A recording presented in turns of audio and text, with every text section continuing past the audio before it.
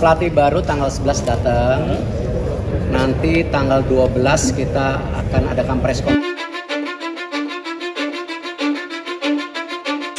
Setelah resmi memecat Sintayong dari kursi kepelatihan Timnas Indonesia, kini PSSI juga telah resmi menunjuk Patrick Kluivert sebagai pelatih kepala Timnas Indonesia.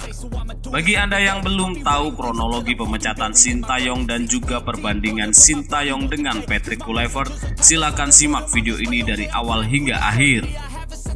Kita mulai dengan kronologi pemecatan Sintayong oleh PSSI. Yang bisa lebih menerapkan strategi yang tentu disepakati oleh para pemain, ya, komunikasi yang lebih baik.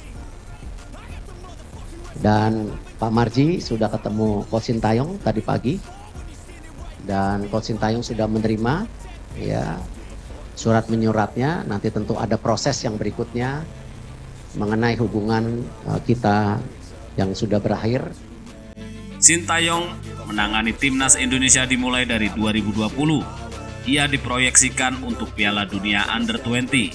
Namun rencana itu gagal karena FIFA lebih memilih Argentina sebagai tuan rumah.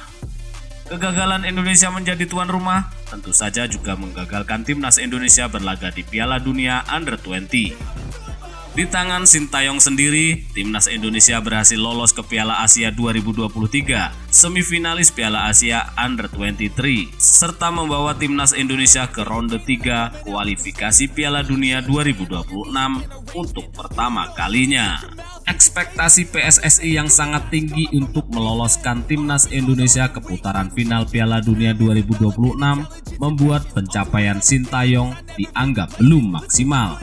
Kekalahan tandang atas Cina disinyalir menjadi awal mula keraguan PSSI kepada Sintayong, mengingat target timnas saat berjumpa dengan Cina adalah kemenangan. Kepercayaan PSSI semakin memudar ketika timnas dibantai Jepang di GBK dengan skor 0-4. Sebenarnya saat itu PSSI ingin memecat Sintayong, namun mengingat jeda pertandingan kualifikasi sangat mepet, jadi ia masih diberi kesempatan saat melawan Arab Saudi. Sintayong bisa bernafas lega karena saat lawan Arab Saudi, timnas bisa menang 2-0. Namun PSSI tetap mengevaluasi kinerjanya. PSSI menganggap bahwa Sintayong memiliki keterbatasan komunikasi dengan para pemain. Kemudian Sintayong juga minim taktik. Taktiknya monoton, mudah ditebak, dan seringkali pakai taktik counter attack. Sintayong juga dianggap belum menemukan kerangka permainan atau formasi baku di Timnas Indonesia. Sering gonta-ganti formasi di saat timnas butuh poin. Itu menjadi catatan buruk kinerja Sintayong di Timnas Indonesia.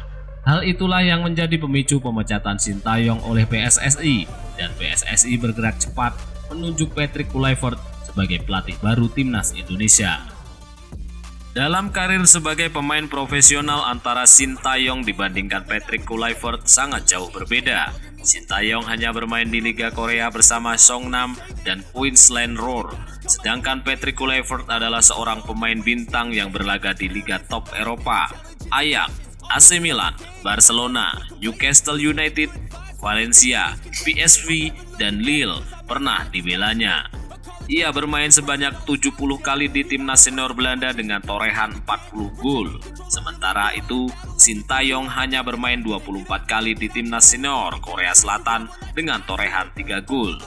Sementara itu, dalam hal melatih, Sintayong lebih unggul dibandingkan Patrick Kluivert. Sintayong sudah merasakan atmosfer Piala Dunia saat menjadi pelatih kala menangani timnas Korea Selatan tahun 2018.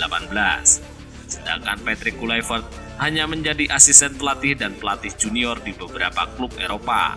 Ini adalah karir pertamanya menangani tim yang besar dan dengan tekanan yang sangat besar. Ini adalah pilihan yang sangat berisiko tinggi bagi Patrick Kluivert, menggantikan pelatih yang sedang menunjukkan tren positif untuk lolos Piala Dunia. Apabila dia gagal, ia tidak bisa menyalahkan tim yang belum padu, karena tim ini sudah terbentuk dan tinggal memoles agar semakin mengkilap. Namun jika ia berhasil, ia juga akan dicap sebagai pemetik hasil, bukan yang berjuang dari nol. Kita lihat saja, apakah Patrick Kluivert berhasil membawa Indonesia ke kancah Piala Dunia 2026?